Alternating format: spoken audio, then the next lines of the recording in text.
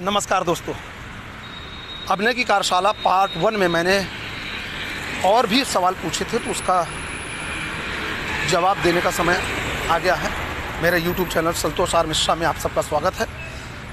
तो मैंने और सवाल जो किए थे कि एज एन एक्टर डेली हम क्या करते हैं, और दूसरा सवाल था कि जब भी हम कुछ करते हैं तो कितने W के बारे में सोचते हैं, और तीसरा था कि किसी किरदार को निभाने के लिए हम किन किन चीज़ों का सहयोग लेते हैं। तो दोस्तों, पहला है जो as an actor daily basis पे हम क्या क्या करते हैं, ये आप अपने आप से सोचिए, पूछिए अगर एज एन एक्टर आप करते हैं तो। बट आपकी जानकारी के बता दूं कि जैसे मैंने बहुत पहले भी कहा था कि सिंगर रियाज़ करता है, राइटर अपना लिखता है, म्यूज़िक कंपोजर अपना बनाता है, तो एज ए एक्टर भी अपने आप को रूटीन में, चाहे हम कोई भी कैरेक्टर कहीं करने जा रहे हैं या नहीं जा रहे हैं वो बात की बात है, बट हमारा रोज़ का काम है। जैसे हम रोज़ खाना खाते हैं, रोज़ अपने जिम जाते हैं, तो एज एन एक्टर भी हमारा एक फ़र्ज़ है हमारे लिए, हमारे अभिनय के लिए, हमारी ग्रोथ के लिए, हमारे माइंड स्टेटस के लिए, हमारी बॉडी लैंग्वेज के लिए, वो हमारा काम करने का जुनून होना चाहिए। तो उसके लिए सबसे पहले तो आप अपनी रोज़ की बॉडी की एक्सरसाइज कीजिए, आप जो भी चुनते हैं। और एक्सरसाइज में सिर्फ बॉडी की ही नहीं, हर मसल्स की एक्सरसाइज कीजिए, आँखों की, नाक की, अपने लिप्स की, चीक्स की, गालों की, अपने हाथों के मूवमेंट की, शोल्डर्स, सारी चीज़ को उसको जितना फ्लेक्सिबल बना सकते हैं उसके लिए रोज़ एक्सरसाइज करना बहुत ज़रूरी है। आप संवाद बोलते हो तो संवाद के लिए आपको वोकल एक्सरसाइज करना ज़रूरी है। अलग अलग तरीके से है एक्सरसाइज, उसका पेटों से है, आपके चेस्ट के थ्रू भी है, और गले के थ्रू है। अलग अलग वोकल एक्सरसाइज है जो अपने कंट्रोल के लिए, सांसों की ब्रीदिंग के लिए एक्सरसाइज बहुत ज़रूरी है, तो जिससे कि हम वो कम्युनिकेशन कर पाएँ, जो बेटर इम्पैक्ट पड़ सके। मसल्स के लिए है तो जैसे होता है कई बार बहुत सारे एक्टरों के लिए भी है कि किसी के मसल्स जो हैं चीक्स के बहुत फैट हो जाते हैं तो उनको एक्सप्रेशन ज़्यादा पता नहीं लगता, तो उसको लूज़ करना बहुत ज़रूरी है।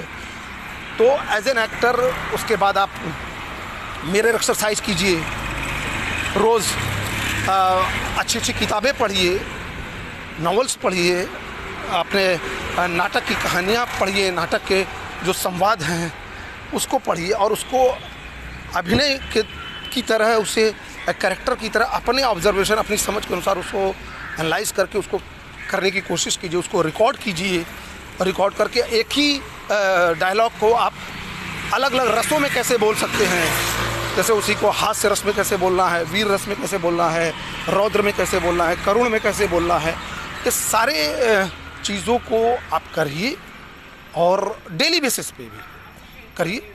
आप देखिए 21 दिन में ही आपको बहुत कुछ अच्छा लगने लगे, बहुत कुछ मज़ा आएगा, बहुत कॉन्फिडेंस, आपका लेवल बहुत ही अपर हो जाएगा, आप कॉन्शियस नहीं होगे काम करते वक्त। तो ये बहुत ज़रूरी है। उसके बाद अगर संभव होता है तो आप और डिटेल में जाना चाहते हैं तो आप अपने क्या कहते हैं, मेकअप के थ्रू आप अपना कर सकते हो कि मेकअप भी करके आप अपनी बनाएं, जो भी कैरेक्टर लग रहा है आपको, जो भी आपके सुविधाएं हैं आपके पास, आप उसको भी और बेटर कर सकते हो। अगर आपके पास वो सुविधाएं हैं, उस तरह का कैरेक्टर जो आप करना चाह रहे हो, आपके पास उस तरह की कॉस्ट्यूम्स हैं, तो उसको भी पहन करके आप अपने आप को देखिए कि मैं कैसा लग रहा हूँ, मैं इस कैरेक्टर के नज़दीक लग रहा हूँ क्या, मैं जब पहन रहा हूँ और अभिनय कर रहा हूँ तो मैं कैसे उसको अभिनीत कर रहा हूँ। तो ये बहुत सारी चीज़ें हैं, अगर संभव मिलता है और कहीं अगर चीज़ें बन पा रही हैं और आप लाइट का सोर्स भी इस्तेमाल कर पा रहे हो घर पे, तो वो भी कर सकते हो। जो भी आपकी सुविधाएं आपकी रेंज में हैं वो डेली बेसिस पे करना चाहिए। लाइट वगैरह नहीं है, कॉस्ट्यूम का उपयोग उतना नहीं हो पा रहा है तो कोई बात नहीं, बट एज एन एक्टर हम उसके अलावा जो संभव है वो तो लगभग सबके पास संभव है रूटीन में, वो करना चाहिए। तो as an actor daily basis पर ये करना चाहिए, जिससे कि हमारी अभिनय में हमारे अभिनय में निखार आएगा। जेस्चर पोस्चर पे काम करना चाहिए। और मेरा था कि जब भी हम कुछ करते हैं तो कितने W के बारे में सोचते हैं। तो दोस्तों बताएं कि कोई भी काम करें, सिर्फ अभिनय ही नहीं, कोई भी काम क्यों न करें, वो 5W जो है उसके बारे में बहुत ज़रूरी है सोचें। कुछ मित्रों ने, जो फेसबुक के मित्रों ने आंसर भी दिया था, बहुत अच्छा था, उन्होंने बताया भी था। और जिसमें एक मित्र थे जिन्होंने 5W, अपूर्व कपलाश जी ने 5W बताया था। कौन कौन से हैं वो नहीं बताया था, ये बताया था। एक महेंद्र आर्यल जी हैं, 5W कौन कौन से हैं उन्होंने ही बताया, उन्होंने नाम तक बताया था। तो 5W दोस्तों क्या है कि अगर उसको हिंदी में बात करें तो कौन, क्या, कैसे, कब और क्यों। इंग्लिश में who, where, what, when, why, ये है। और इसको जब समझना शुरू करेंगे और सारे जो भी कैरेक्टर्स आप करना चाहते हैं उसमें ये सारे पांचों के जानकारी लीजिए और फिर आप देखिए उस कैरेक्टर को समझने में कितना आसानी हो जाएगी और आपको बहुत मज़ा भी आएगा कि ये कैरेक्टर कौन है, क्या करता है, कहाँ से आया है, कैसे करता है,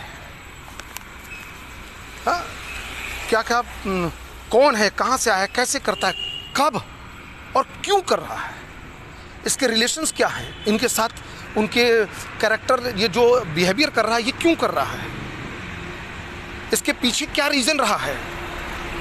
ये जो पांचों में ही बहुत कुछ आ जाता है, तो ये बहुत ज़रूरी है।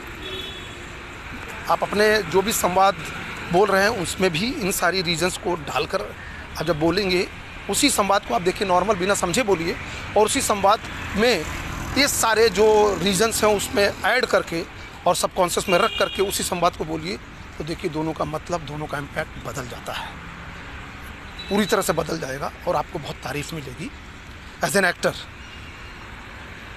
अगला सवाल था, किसी किरदार को निभाने के लिए हम कितनी चीज़ों का इस्तेमाल करते हैं। तो दोस्तों आप सबको पता है कि हम जो जो चीज़ इस्तेमाल करते हैं, अभी तक अपने अभिनय किया है, बट उसको हम शब्दों में नहीं दे पाते या समझ नहीं पाते हैं, समझने की कोशिश नहीं करते हैं। बट एक्चुअली देखा जाए तो आप अपने बॉडी लैंग्वेज, शब्दों का इस्तेमाल करना, जेस्चर, पोस्चर्स, कॉस्ट्यूम पहनकर आप कैरेक्टर को फील करते हो। कई मान लीजिए कि वर्दी पहना है और आप फिट हैं, स्ट्रॉन्ग हैं, अच्छी बॉडी, पर्सनालिटी है और ढीली वर्दी पहना दी जाए तो आपको फील ही नहीं आएगा। आपको बोला है दौड़ कर एकदम चुस्त तुरुस्त चल के आओ, एकदम आएगा, सलूट मारो उसे और उसके बाद उसको, तो आपको फील नहीं आएगा। बट अगर उसी कपड़े को आयरन करके दिया गया है, आपको एकदम फिट है, लुक वाइज आपको अच्छा लग रहा है, आप अपने आप को देखते हो तो एकदम फिटिंग में आ रहा है, तो आपका बॉडी लैंग्वेज बदल जाता है। तो कॉस्ट्यूम का बहुत बड़ा योगदान है। मेकअप जैसे ही आपके चेहरे पे लगता है तो आपका एज एन एक्टर एक कॉन्फिडेंस और बढ़ जाता है। लाइट्स जब आपके ऊपर पड़ती है, जब आप एज एन एक्टर अगर मंच पे कर रहे हैं तो लाइट्स जब पड़ती है तो आप अपने आप को देखने लगते हो कि यार मेकअप हो गया, कॉस्ट्यूम हो गया, लाइट्स पड़ रही है। और सेट, जैसे आप उस सेट पर पहुंचते हैं तो अब आपके अंदर वो एक नया जोश आ जाता है।